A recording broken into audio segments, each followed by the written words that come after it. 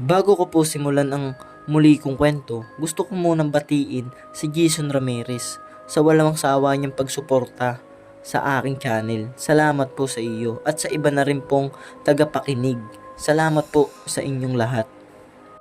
At ngayon, may bagong kwento na naman po ako sa inyong ibabahagi. Halika, pakinggan nyo.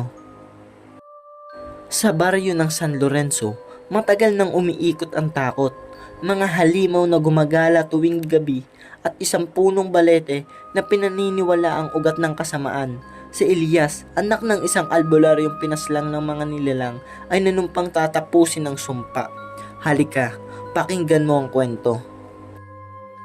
Sa isang liblib na baryo sa kabundukan ng Mindoro, tahimik ang paligid tuwing dapit hapon. Ang mga tao ay mabilis na nagsasara ng kanilang mga bintana at pinto bago lumubog ang araw. Sa baryong iyon, matagal nang umiiral ang takot sa mga aswang na sumasalakay sa gabi. Marami nang nawawalang bata, baboy at maging mga inang buntis. Ngunit sa kabila ng lahat, may isang taong palaging humaharang sa kanilang kasamaan, si Mang Damian, isang kilalang albularyo. Si Mang Damian ay tinitingalan ng buong baryo. Kilala siya sa kanyang kaalaman sa mga halamang gamot at sa kakaibang kakayahang makipaglaban sa mga nilalang ng dilim. Ngunit higit siyang minamahal ng kanyang nag-iisang anak na si Elias, isang binatang 21 na matapang ngunit maamo ang puso. Bata pa lang si Elias ay tinuruan na siya ng kanyang ama tungkol sa mga orasyon, mga ugat at dahon na panlaban sa kasamaan, at mga lihim na ritual upang makapantaboy ng mga halimaw. Ngunit isang gabi, malamlam ang buwan, nagbago ang lahat. Habang nakahiga si Elias, may narinig siyang kakaibang huni ng ibon na tila umiiyak. Sinilip niya sa bintana at napansin ang tila naglalakad na mga nilalang sa gilid ng kagubatan. Mahahaba ang mga kuko, mapupula ang mga mata at tila gutom na gutom. Kaagad niyang ginising ang kanyang ama. Elias, huwag kang lalabas, mariing sabi ni Mang Damian, habang inaabot ang kanyang tungkod na gawa sa balete. Ngayon, nayata nila ako pinunterya. Hindi nagtagal, yumanig ang kanilang bahay. May malalakas na lokoluskos at ungol sa bubungan. Nagsimulang magdasal si Mang Damian at binudhuran ng asin ang paligid ng pinto. Si Elias na may hawak ang maliit na bote ng langis na may halong dahon ng tanglad at bawang. Isang mabisang panlaban ayon sa kanyang ama. Ngunit higit sa lahat, nang inaasahan nila ang mga sumunod na pangyayari. Isang dambuhalang aswang na kulay abo ang balat ang biglang bumagsak sa dingding. Ang mga mata nito'y naglalagablab, ang dilay humahampas-hampas na parang ahas. Nasa isang iglap, sinalakay nito si Mang Damian. Bagamat buong lakas na ginamit ng matandang albularyo ang kanyang tungkod at ang mga dasal, kulang ang oras at lakas laban sa mga nagkakaisang nilalang. Isa-isang nagsulputan ang iba. Pang-aswang, 3, 4, 5. Takbo na Elias, sigaw ni Mang Damian, habang sinasampal ang pulbos ng abo mula sa nasunog na punong kahoy. Sandaling umatras ang mga halimaw, ngunit agad silang bumalik. Ayaw sanang iwan ni Elias ang kanyang ama, subalit hinila siya nito at itinulak palabas ng likod, bintana. Magpatuloy ka, buhay mo ang kailangan, ang kaalaman mo'y nasa iyo na. Sa huling pagkakataon, nakita ni Elias kung paano hinarap ng kanyang ama ang mga aswang. Ngunit sa gitna ng kaguluhan, narinig niya ang nakakapangilabot na hiyaw, ang huling sigaw ni Mang Damian bago tuluyang lunurin ng mga halimaw ang kanilang tahanan sa dugo at kaguluhan. Naglakad si Elias ng walang direksyon sa gitna ng kagubatan. Halos wala ng lakas at tinutubuan ng luha ang mga mata. Ngunit sa dibdib niya, umuusbong ang apoy ng puot. Hindi niya kayang kalimutan ang karumal-dumal na ginawa sa kanyang ama. At mula sa gabing iyon, ipinangako niyang gagawin ang lahat upang ipaghiganti si Mang Damian. Kinabukasan, natagpuan si Elias ng isang matandang mangingisda sa Pangpang. Dinala siya nito sa kubo at binigyan ng pagkain. Ilang Araw siyang nagpapagaling, subalit hindi siya matahimik. Ang mga mukha ng halimaw ay paulit-ulit na dumabdalaw sa kanyang isipan. Hindi ako titigil, mahini niyang bulong. Habang hawak ang maliit na supot ng mga gamit ng kanyang ama, mga dahon ng tapay-tapay, pulbos ng abo, at ilang mga pahina ng lumang aklat ng orasyon, babalikan ko sila. Dito, nagsimula ang kanyang paglalakbay. Sa loob ng ilang linggo, naglibot si Elias sa iba't ibang baryo. Nakipag-usap siya sa mga matatanda, nakinig sa kanilang mga kwento tungkol sa mga aswang at tinipon ang lahat ng kaalaman. Unti-unti rin niyang nadidiskubre ang mga sekreto ng kanyang ama, mga ritual na hindi pa niya natututunan at ang mga gamit na iniwan nito para sa kanya. Isa sa mga natutunan niya ay ang paggawa ng kutsilyong yari sa pilak at isasawsaw sa langis ng niyog na may dahon ng asupre. Ayon sa mga nakatatanda, ito raw ang pinakakakatakot sa mga aswang. Gumawa siya ng ilan, itinago sa kanyang bayong. Habang lumipas ang mga araw, nag-iba ang katauhan ni Elias. Ang dating maamong binata ay napalitan ng isang mataimtim at mabagsik na mandirigma.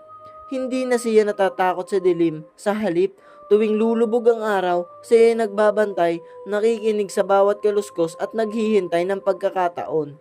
Ngunit ang kanyang layunin ay higit pa sa simpleng pagtataboy. Hindi siya titigil hanggang mahanap niya ang mismong pangkat ng mga aswang na pamatay sa kanyang ama. Isang gabi, sa gitna ng kagubatan, narinig ni Elias ang kakaibang sigaw. Hindi ito sigaw ng tao, kundi isang nakakapalyabot na huni. Alam niyang iyon ang hudyat ng mga aswang. Dahan-dahan siyang sumunod sa pinagmulan. Doon niya nakita ang isang grupo ng nilalang. Nagkakatipon, kumakain ng isang hayop na bagong patay. Kitang-kita niya ang mahahaba nilang dila at matatalim na pangil na bumabaon sa laman. Sa gitna ng mga iyon ay naroon ang dambuhalang kulay abo, ang aswang na nanguna sa pagpatay kay Mang Damian. Tumigil ang panghiga ni Elias sa galit. Naramdaman niyang nanginginig ang kanyang mga kamay, ngunit mahigpit niyang hinawakan ang kanyang pilak na kutsilyo. Darating ang oras niyo, bulong niya sa sarili. At sa gabing iyon, nagsimula ang madugong paghihiganti ng anak ng albularyo. Sa mga sumunod na araw, matapos niyang masilip ang pagtitipon ng mga aswang sa kagubatan, hindi na siya makatulog ng mahimbing. Si Elias, sa halip mas pinili niyang sanayin ang sarili. Alam niyang hindi siya maaaring sumugod ng walang paghahanda. Ang mga halimaw na iyon ay hindi ordinaryong nilalang. Matagal na silang nagtatago sa dilim, bihasa sa panliling lang at walang kinikilala kundi gutom at kaharasan. Bago pumanaw ang kanyang ama, ilang ulit na itong sinabi, ang lakas ng isang albularyo ay hindi lamang sa gamot o dasal, kundi sa tibay ng loob at tatag ng puso. Sa bawat oras ng kanyang pagsasanay, iyon ang paulit-ulit na bumabalot sa isipan ni Elias. Sa tabi ng ilog, palagi siyang nag-iinsayo. Gumagawa siya ng mga bitag mula sa kawayan at tinik ng ratan. Pinanday ang mga ito para maging matibay na pangharang. Gumugol din siya ng oras sa pagpana gamit ang sibat na may dulo ng pilak na tinuro ng isang matandang panday sa baryo. May isa rin siyang natuklasan mula sa lumang aklat ng kanyang ama, isang orasyon dapat isabay sa bawat pag-atake. Hindi iyon basta dasal, kundi isang pantawag ng lakas mula sa kalikasan, hangin, apoy, tubig at lupa. Bawat bigkas ay parang dumadaloy ang kakaibang init sa kanyang katawan. Para bang ang lakas ng paligid ay nagiging kanya. Kung kaya ng tatay ko, kaya ko. Mahina niyang bulong habang binabasa ang kanyang kutsilyo sa ilalim ng buwan. Isang gabi, bumalik siya sa kagubatan kung saan niya nakita ang mga halimaw. Maingat ang bawat hakbang at ang kanyang puso'y kumakabog na parang tambol. Sa kanan niya ay may dalang bayong na puno ng asin, langis at ilang pilak ng kutsilyo. Sa kaliwa naman, mahigpit niyang hawak ang isang sibat. Habang papalapit, muling narinig ni Elias ang huni ng mga aswang. Matalim, malagim at nakakapangilabot. Ngunit hindi siya umatras. Sa halip, dahan-dahan siyang sumilip sa mga punong kahoy. Dalawang lamang ang nakita niyang nakabantay sa isang bakas ng hayop na bagong patay. Isa ay payat na tila tuyot na katawan, habang ang isa na may malaki at kuba ang bibig ay punong-puno ng matutulis na ngipin. Hindi kasama roon ang dambuhalang kulay abo na pamatay kay Mang Damian. Sa kabila ng kaba, naramdaman ni Elias ang matinding puot. Ito ang pagkakataon. Kumapit siya sa isang sanga. Mabilis na binato ang isang bote ng langis na may halong dahon ng asopre. Sumabog ito at kumalat ang matinding apoy. Nabulabog ang dalawang aswang. Habang nag-aalangan ang mga ito, kaagad na sumugod si Elias at binaon ang kanyang sibat sa payat na nilalang. Paghiganti ito para kay tatay, sigaw niya. Umungol ng malakas ang aswang. Kumislot at nagpilit makakawala. Ngunit tumagos ang pilak na dulo ng sibat sa kanyang dibdib. Ilang saglit pa'y natumba itong parang abo na nagkalasog-lasog. Ang kuba namang aswang ay sumugod kay Elias. Malaki ang hakbang nito at bawat galaw ay nag-uuga ng lupa. Ngunit mabilis si Elias. Inilabas niya ang isa pang kutsilyong pilak at sinabayan ng orasyon. Sa bawat bigkas niya, tila lumalakas ang kanyang bisig. Nagtama ang kanilang katawan. Si Elias ay halos mabuwal sa bigat ng halimaw. Ngunit sa huling pagkakataon, isinaksak niya ang kutsilyo sa liig nito. Mabilis na kumalat ang usok mula sa sugat at ang halimaw ay bumagsak ng wala ng buhay. Humihingel si Elias. Nanginginig ang buong katawan, ngunit sa kanyang mukay naroon ang isang matinding ngiti. Sa unang pagkakataon, napatunayan niya kaya niyang lumaban. Kinabukasan, bumalik si Elias sa baryo ng San Lorenzo, kung saan siya pansamantalang nakikitira sa isang pamilya ng magsasaka. Hindi siya nagsasalita ng detalye, ngunit halata sa kanyang mga mata ang bagong tapang. May natupatumba ka ba? Tanong ng matandang mangingisdang tumulong sa kanya noon. Tumango lamang si Elias. 2, pero hindi pa sila. Hindi pa ang pinakamalaking halimaw. Nagpalitan ng tingin ang mga tao sa baryo. Matagal na silang takot sa mga aswang. Ngunit ngayon tila may bagong pag-asa. Ilan sa kanila ay nagbigay pa ng asin at bawang kay Elias. Tanda ng kanilang suporta. Ngunit alam ni Elias na hindi dapat masangkot ang laban na ito ay kanya lamang. Isang gabi, habang nagpapahinga siya sa kubo, may kumatok sa pinto. Isang matandang babae ang pumasok, nakasuot ng lumang saya at may daladalang tungkod na kahoy. Kilala siya ni Elias bilang ilang Aling Marga, ang pinakamatandang naninirahan sa baryo. Elias, mahinahon niyang wika. Narinig ko ang ginawa mo, ngunit mag-ingat ka. Hindi basta-basta ang mga aswang. Sa humarap sa iyong ama. Ang pinuno nila ay hindi tulad ng karaniwang halimaw. May kapangyarihan siyang makukuha mula sa dugo ng bawat nilalang ng kanyang pinapatay. Tinitigan siya ni Elias. Hindi ako uurong. Kahit gaano pa siya kalakas, kailangan kong tapusin ito. Napailing ang matanda. Kung ganun, dapat mong hanapin ang puso ng punong balete sa kabilang bundok. Doon, nakatago ang isang bagay na makakatulong sa iyo. Isang bato na kayang humina ang sinumang aswang na tatamaan nito. Nagpasalamat si Elias at pinangako sa sarili na hahanapin ang sinasabi ni Aling Marga. Ngunit bago pa man siya makaalis, kinabukasan, isang sigaw ang umalingaw-ngaw mula sa kabilang dulo ng baryo. Tumakbo ang mga tao doon at doon nila nakita ang isang malagim na tanawin. Isang baka ang pinugutan at iniwan sa gitna ng kalsada. Ang dugo'y nakakalat sa tabi nito ay nakasulat na putik gamit ang dugo. Huwag kang makialam, Elias. Kami ang magtatapos sa iyo. Nanggit-ngit si Elias sa nabasa. Alam niyang natunto na siya ng mga halimaw. Hindi pa siya maaaring maghintay. Kinuha niya ang kanyang sibat, mga kutsilyo at ilang bote ng langis sa kanyang mga mata. Wala nang bakas ng pangamba, tanging galit at determinasyon na lamang.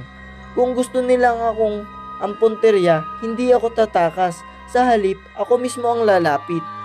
At sa gabing iyon, naglakad si Elias patungo sa kagubatan. Bitbit ang apoy ng paghiganti at ang paniniwalang hindi siya titigil hanggat hindi niya napapatumba ang pinuno ng mga aswang na pumatay kay Mang Damian na kanyang ama. Tahimik ang kagubatan habang naglalakad si Elias. Ang tunog lamang ng mga kuliglig at hampas ng dahon sa hangin ang gumuguhit sa gabi. Bitbit niya ang sibat na gawa sa bakal na inukita ng kanyang ama at ang ilang kutsilyo na tinuhog sa baywang sa kanyang likod ay may sisidlan ng langis na gagamitin niya sa apoy sakaling siya'y masugod ng mga halimaw. Hindi nagtagal, narating niya ang paanan ng bundok na tinutukoy ni Aling Marga. Malaki at madilim ito na para bang may nakatinging matang hindi nakikita. Ramdam ni Elias na hindi ito ordinaryong lugar. Tila bawat hakbang ay sinusubok kung anong pwersa. Habang paakyat, napansin niya ang mga ugot ng balete na nakahandusay at tila gumagapang. Animoy buhay, hangin ay mabigat, parang may halimuyak ng dugo at pagkabulok, ngunit hindi siya nagpatinag. Kung ito ang tanging paraan para tapusin sila, bulong ni Elias, hindi ako uurong. Matapos ang ilang oras ng paglalakbay, natagpuan niya ang punong balete. Napakalaki nito, tila higit pang mas matanda kaysa sa buong baryo ng San Lorenzo. Ang katawan nito, puno ng mga hiwang parang sugat at mula sa ilan ay tumutulong malapot na likido. Sa gitna ng puno, isang bukana ang nagbukas, parang bibig na nag-aanyaya sa kanya. Humugot siya ng malalim na hininga at pumasok. Sa loob, madilim at malamig. Ngunit sa pinakaloob ay may kumikislap na liwanag. Isang batong kulay pula, hugis itlog na tila tumitibok tulad ng puso ng tao. Lumapit siya at inunat ang kamay, ngunit biglang umingay ang paligid. Mula sa anino ng mga ugat, lumitaw ang tatlong nilalang, matatangkad, payat at may mahahabang kuko. Ang kanilang matay pula at ang bibig ay punong-punong ng matatalas ng ngipin. Aswang, bulong ni Elias, sabay hila ng sibat. Sumugod ang una, mabilis na parang hayop. Hinarang sa Elias ng sibat at tinusok ito sa dibdib ng nilalang. Umungol ito ngunit hindi agad bumagsak. Kailangan niyang idiin pa hanggang sa umabot sa likod ang dulo ng sibat. Doon lamang ito naglaho sa anyong usok. Ngunit bago pa siya makahinga, ang pangalaway umatake mula sa likod. Naramdaman niya ang matatalim na kuko na dumaan sa kanyang balikat.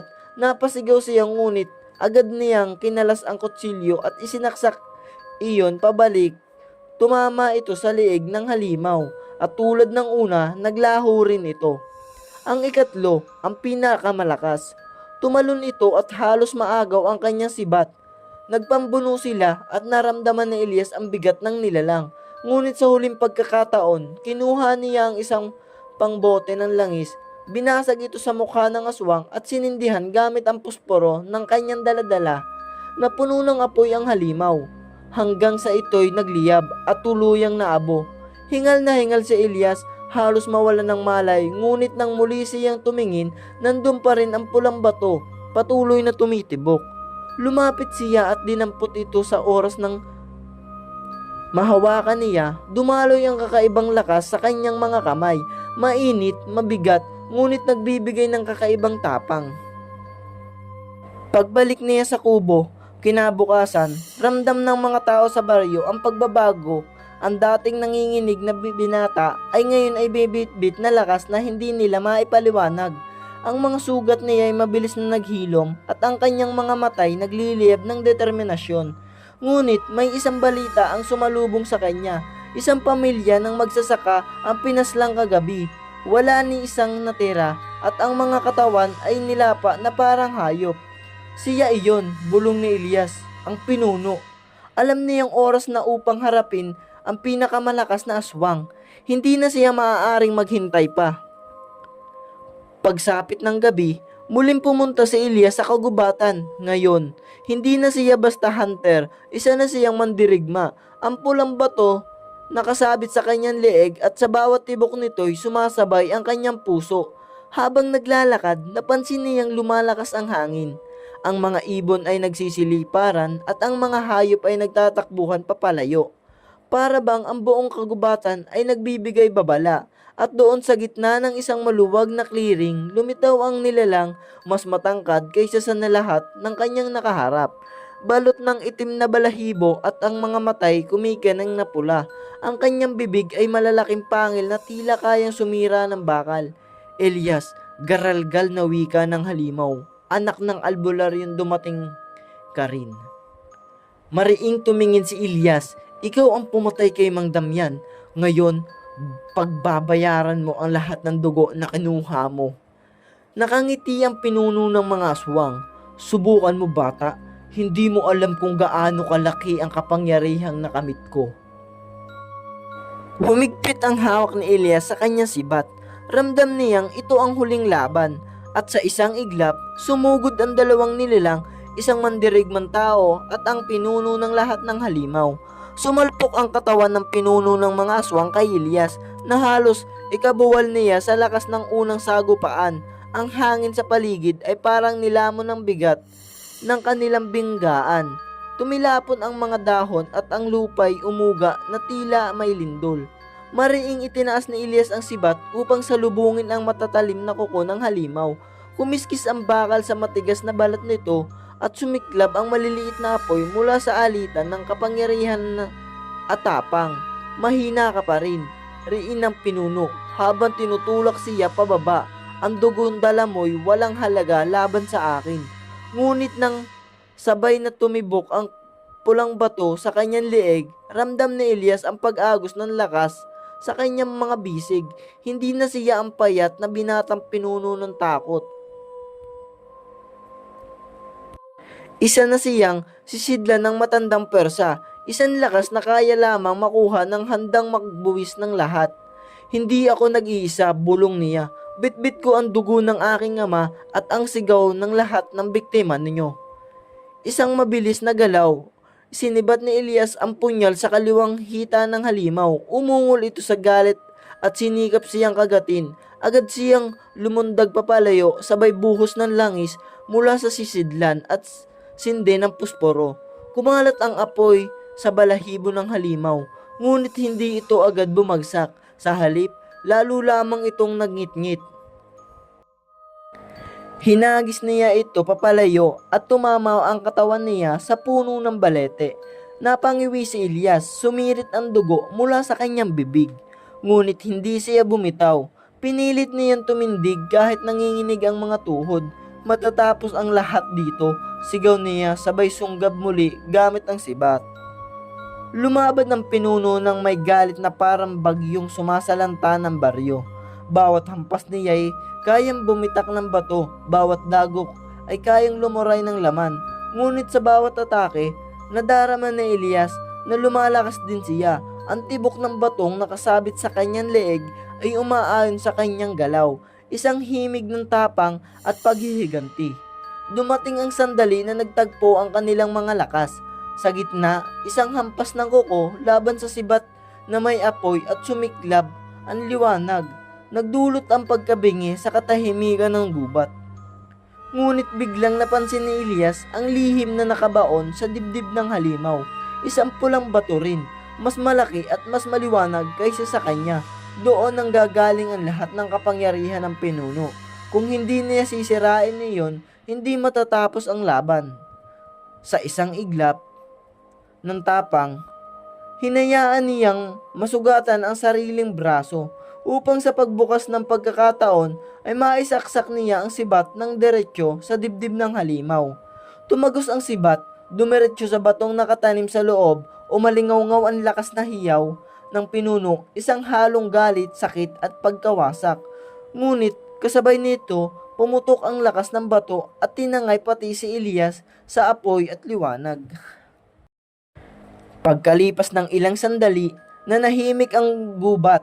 Ang halimaw ay abo na lamang, naglaho tulad ng mga bantay na nauna. Ang mga ugat ng balete ay dati gumagapang ay tuluyang natuyo at ang malamig na hangin ay napalitan ng banayad na simoy ng hangin. Sa gitna ng abo, nakaluhod si Elias, halos mawalan ng ulirat. Ang kanyang sibat ay basag, ang kanyang mga sugat ay nagdurugo, ngunit siya ay nakangiti. sapagkat ang bato ng pinuno'y naglaho na at kasama nito ang person ng mga halimaw. Kinabukasan, isang payat ngunit matatag na Elias ang bumalik sa San Lorenzo. Sinalubong siya ng mga tao na naghihintay sa kaniyang pagbabalik. Ang takot na matagal nang nakatali sa kanilang dibdib ay napalitan ng pag-asa. Lumapit si Aling Marga, ang matandang nakakita ng lahat mula sa malayo. Ginawa mo ang hindi nagawa ng marami, wika nito. Ngayon may kapayapaan na. Ngunit sa mata ni Elias may bahid ng lungkot. Alam niyang ang lakas na ibinigay ng bato ay unti-unting naglalaho at ang kanyang katawan ay hindi na tulad ng dati. Ngunit para sa kanya sapat na iyon. Hindi ko man maibalik ang mga nawala, ani niya, ngunit hindi na muli mauulit. Sa huling gabi, bago siya muling lumisan upang maghanap ng panibagong kapalaran, tinignan ni Elias ang mga bituin sa kanilangitan. Sa kanyang puso, alam niya hindi natatapos ang laban sapagkat may mga nilalang na patuloy na magtatago sa dilim. Ngunit ngayon, handa na siya. At sa katahimikan ng kagubatan, maririnig ang marahang tibok ng puso ng isang binatang minsang naging takot. Ngunit ngayon, naging mandirigmang handang isakripisyo ang lahat, alang-alang sa kanyang bayan. Yun lang po, natatapos na ang ating kwento. Maraming salamat sa mga tagapakinig. Huwag kalimutang mag-subscribe upang hindi kayo ma-miss or malampasan ng ating mga bagong kwentong paparating.